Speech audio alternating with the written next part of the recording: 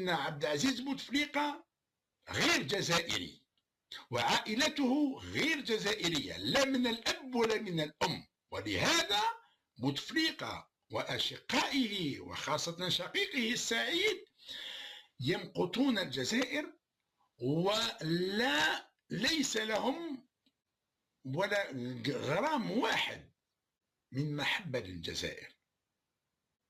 هؤلاء الناس اللي جاونا من بلد شقيق المغرب، جاونا بعقلية المخزن تاع السبعينيات، لأنه اليوم في المغرب الملك متاعهم شاب ياخذ صور مع الشعب تاعو سيلفي، وكما شفنا احد المغنيين الجزائريين خذا معاه سيلفي. هل هذا المغني الجزائري ياخذ سيلفي مع ملك المغرب محمد السادس قادر ياخذ سيلفي مع بوتفليقة او مع سلال؟ قادر يقترب من واحد منهم؟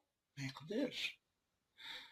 شوفوا كيفاش هما عندهم ملك وارث الملوكيه اب عن جد. اما احنا جاء تسلط علينا ملك جانا من الخارج وما عنده حتى علاقه بينا، وفرض روح علينا، وزاد خاوتو تفرضوا علينا، وينهبوا لنا في اموالنا، وما يفكروش في مستقبل بلادنا.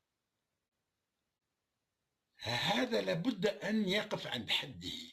وسأنشر كل الأدلة عن قريب عن السر الذي يحتفظ به بوتفليقة بكل قواه، وهو المتعلق بحياته الزوجية والمتعلق بأصوله المغربية.